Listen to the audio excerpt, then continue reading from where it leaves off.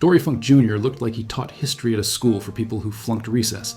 Quiet, methodical, polite to a fault, and behind the scenes, an icy grudge holder with the emotional range of a fax machine. If Terry was a beer-swigging lunatic with cowboy boots and rabies, Dory was a trench-digging technician who let his bitterness age like whiskey or curdled milk, depending on who you ask. He wasn't just a champion. He was the NWA champion for 4.5 long years because he refused to drop the belt on time. In a business full of egos, Dory didn't yell. He simmered. And if you crossed him, you didn't get a receipt. You got blackballed. This ain't a fluff piece. This is about one man he genuinely hated. Not, I'll get my heat back, hate. Actual throw hands, call the cops hate. And while his hit list ain't long, the one grudge that made the cut is brutal, bizarre, and buried under decades of phony handshakes. Let's talk about Dory Funk Jr., the most dangerous substitute teacher in wrestling history.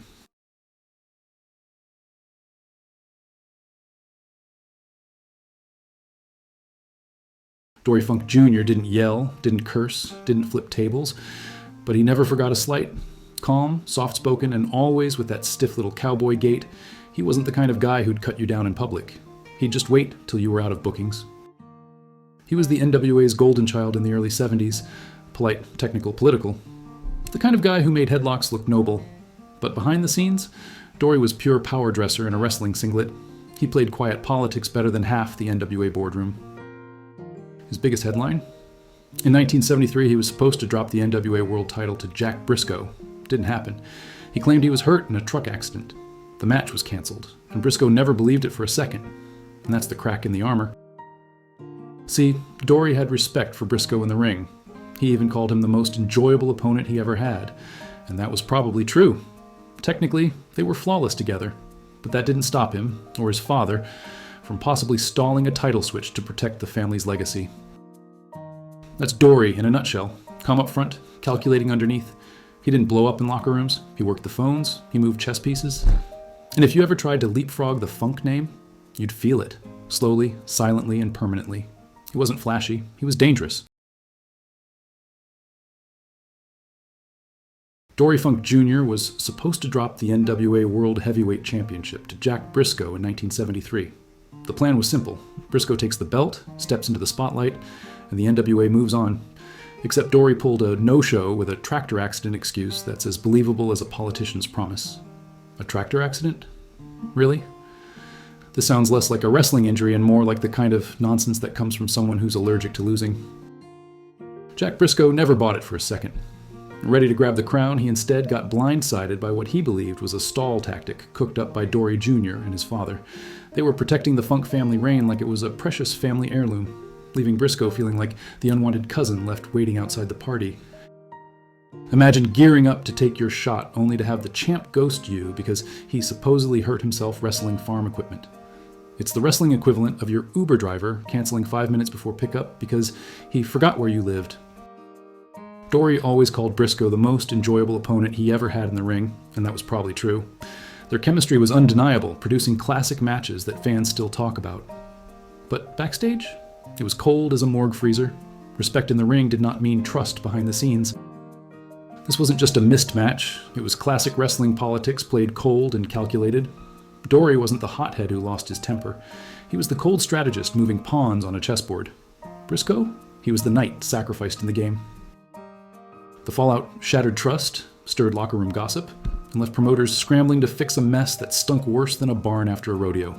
So let it be crystal clear. This is Dory Funk Jr.'s take, not mine, and it's as bitter and raw as a Texas sunset burning through your soul.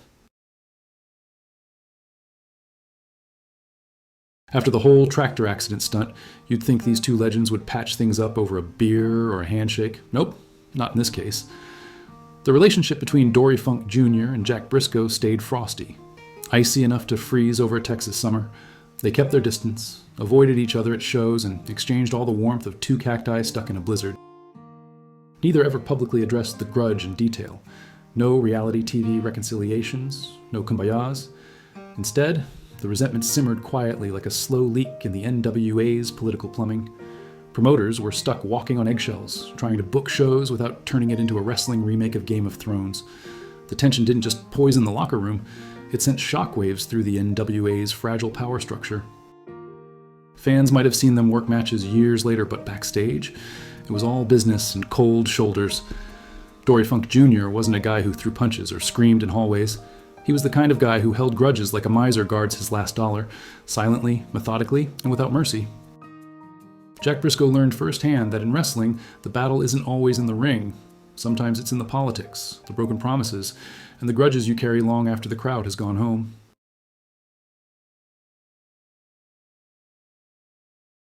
So here's the deal. Dory Funk Jr., the quiet killer, didn't waste time making enemies. He only hated one man in his entire career, and he learned the hard way that crossing him was a bad idea. No fluff, no drama, just one grudge held tighter than a sleeper hold. If you thought wrestling was about flash and fireworks, think again. The real heat was cold, calculated, and deadly silent. Dory wasn't some loudmouth throwing fits. He was the guy who waited patiently, letting his enemies drown in their own mistakes while he planned the slow, sure choke. So if you ever cross a legend like Funk, don't expect fireworks. Expect a long, cold burn that leaves scars nobody else sees. If you dug this deep dive into grudges that mattered, hit like, punch subscribe, and ring that bell like it owes you money. More savage truths coming your way. Stay tuned and stay ruthless. Thanks for watching.